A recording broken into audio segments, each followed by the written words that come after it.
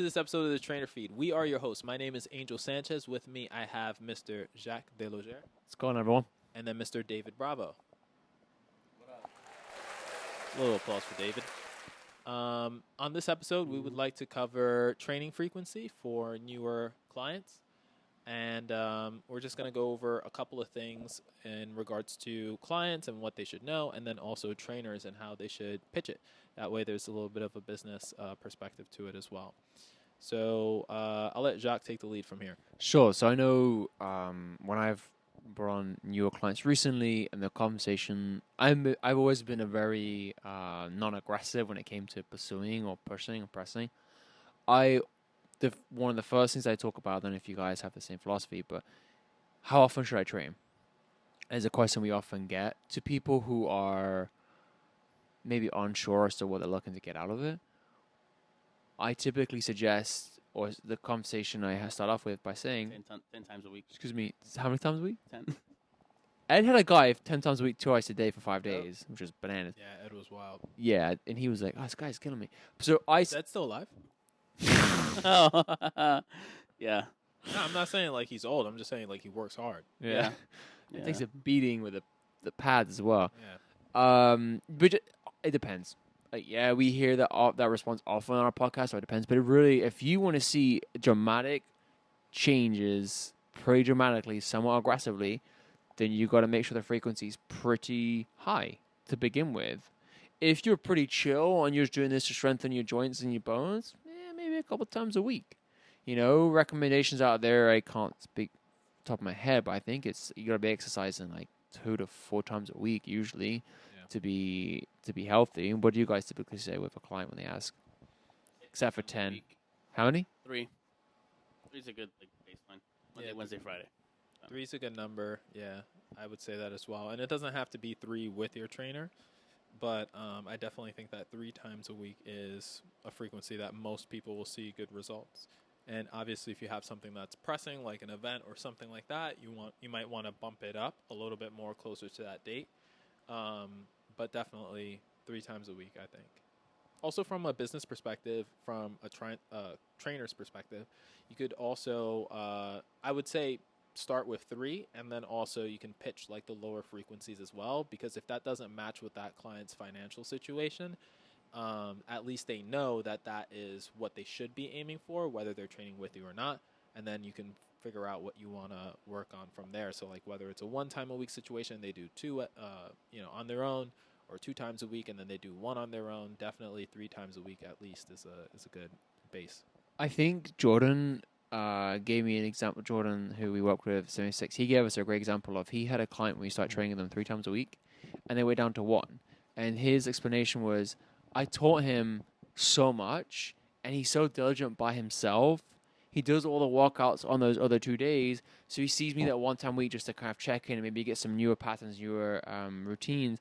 I thought that was a great, it would suck to have someone go from 3 times a week to once a week as a trainer in terms of like pay, but we've talked about this in the past where you've really done your client the best service if once they stop training with you or don't train with you as frequently, when they're training by themselves, they have your style or whoever's style as a trainer. You know, they always foam roll or they always do the movement prep because they have like weak glutes, so they do a lot of sitting down. So, you know, Angel said, all right, you want to make sure you do those bridges or banded exercise before you get started. Like when you see them do that by themselves, yes, they're at that point in their training career, if you will, as a client, the 1 time a week with a coach and 2 or 3 times they go by themselves. That's good. That's ideal. And then there's some people that don't ever want to think about a program, so they want, and there's nothing wrong with that. That's where we come in. That's where we serve our purpose. They want to just come in and be not told what to do, but given a program and guided through each one. And that, again, I love doing both. I love training people with people who want to just do once, and then it's multiple. It's, I do think, like what you said, Angel, as well, as like giving the opportunity, like we can totally do 1. You know, I don't really train with anyone who's less than once a week. I don't see the point in that. That to me is fucking pointless. Excuse my language. I had someone say once a month. I was like, what? This guy was some form of financial advisor, and I was like, I don't think it's worth your investment. I thought I was so smart saying that, but come on, once a month? Because I've done that, or I used to do that when I first started. You take those clients, yeah. Yeah, when you first start out, you might have, that might be your first sale, and that might be your first client ever. then you realize slowly but surely that it's not really feasible to keep that up. But you know, and this is working in a big box gym, I think that if you were to do if it was a private situation like your own client, I would say to program for them, and that would be a better usage of your time. Like build out a program, have them work through that, and then that'll be like added revenue. Obviously, programming, you would have to scale that. So like in-person sessions would be one price point, and then programming would be another price point. So if somebody were to say that to you, I would think that just save your time, save your money, and just program for them and have them follow that. Because once a month is just really not. You're not as a client, you're not gaining anything from that. Yeah. I don't think. Yeah.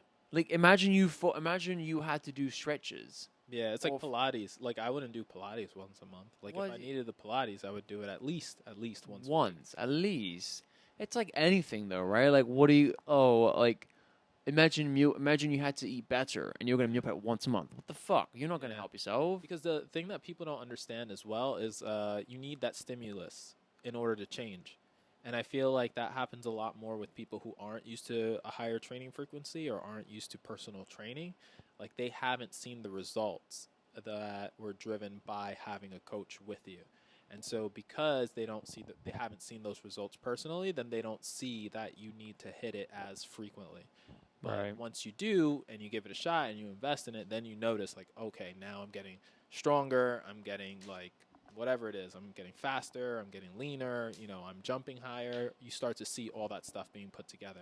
And you don't have to think about it as well, which I think is also a luxury in and of itself, like especially for busy professionals. They don't want to think about it sometimes. They just Yeah. want to come in. Want to come in, get it done, and get out. They have so much going on their plate. And that's not even mentioning that they might even have a family and several children or companies that they completely run, as you mentioned, and they have so many tasks on at hand. For that 1 hour, they kind of just want to come in, check in, do the workout, not have to look at a screen or like figure out program. They probably do too much already in their daily life, and that's why it's our pleasure just to come in and take someone through it. And again, they trust us because we know that all right, their areas of opportunity, their weaknesses, and then what their goals are. You know, it's all there for that. But I think it's. I think you mentioned the Pilates. I said meal prep. I mean, it's like, for example, when I sucked at Call of Duty, if I was doing it once a month, I knew I wasn't getting any better at it. And I'd forget that by the time I came back to it a month later, I'd forgotten the controls. Imagine someone in the gym, too. You see them once a month, glute bridges. What are those? Fucking A, that's it. Game over. Like you forgot from a month ago. But that's a normal thing to do something once a month and forget it. Right. But that's why, all right, we did these last week. Yeah, we did. Is this right? Okay, maybe the first few. But by the third, fourth week, glute bridges, they're firing. You're doing them. You're not forgetting, right? And if you do, and there's another aspect to it, then okay, it's not the end of the world. But the point I'm trying to make is that by the consistent system of training once a week minimum, those skills, those patterns are being finessed. And like I said, Call of Duty, my analogy here, when I played in that fall of 2021, we were kind of playing more. I wasn't great. I got a bit better because I was doing it I was doing 2 to 3 times a week. And I'm not trying to say that's like training, but I never got better. I don't know what you're talking. I didn't. But I feel like I understood it better. Yeah, you weren't like. Yeah, that's I wasn't. You weren't like, I went okay, what from are we doing? being complete that was trash wild. to like sort of trash, just right? running around dying in all these strange places, and they're asking for somebody to help them out. Because you were fucking garbage. I still am, but I knew. But see, But you off the understood, bat, I like, understood. what I need the to change effects weapon. were. Do this, get a load of. You understood you need a gun. Let's talk about how David was not a good coach for that game. But also David on got you Warzone, reps, but he didn't explain. I what get was stuck in the happening. gulag, and I'll be like, I can't. But see, that's. He's But like, see, oh no, I'm dead. He's like, oh wait, I'm alive. It's like, wait, what is this? I'm throwing rocks.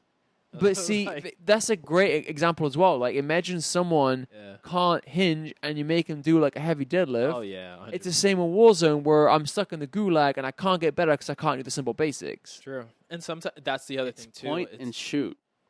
But I'm telling you, if you get shot, but listen, if you, for example, let's say you did a like a glute bridge, right, compared to a very heavy deadlift. Okay, the glute bridge, there's very little risk because you're not loading it with any pattern. Whereas a deadlift, there's risk. There's a heavy bar, Mm-hmm. right? And if you screwed up one bridge, you go get the heavy deadlift. If you screw up one, you could maybe herniate a disc. What I'm trying to say in the game as well, if I died on multiplayer, I came back and I got my reps in.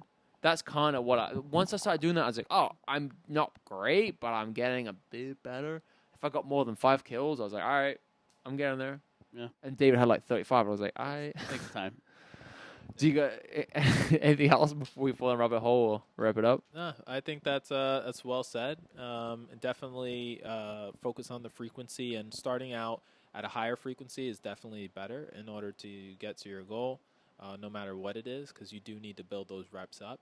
And as coaches, we're here to facilitate. So making sure that even if that client doesn't do necessarily the 3 times a week or 2 times a week that you want, just making the best utilization and making that game plan for them. Be transparent, like, hey, listen, I know you really want this goal. I think that we can definitely achieve it in this time. Working with me one-on-one will help you get there. I think a frequency of 3 times a week works really well for that.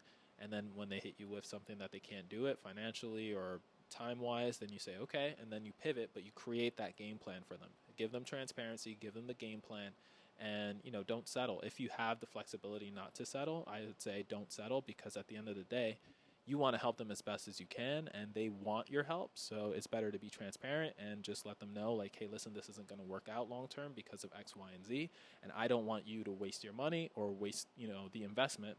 Or waste my time. All my time. On my time, right? And I think that helps. It helps people figure out that you're one of a kind and you're the person that they should be working with. That's fair. Whether it's like tomorrow or they realize it a year from now or 10 years from now and be like, damn, that guy was a good trainer. Yeah, no, that's true. That's fair. Honesty is the best policy, honestly. But no, well said, Angel. All right, we'll wrap it up. We'll catch you on the next one. The trainer feed, Roan 20% off. So all one word. Use that discount code, and we'll see you in the next one. Peace. Peace, guys.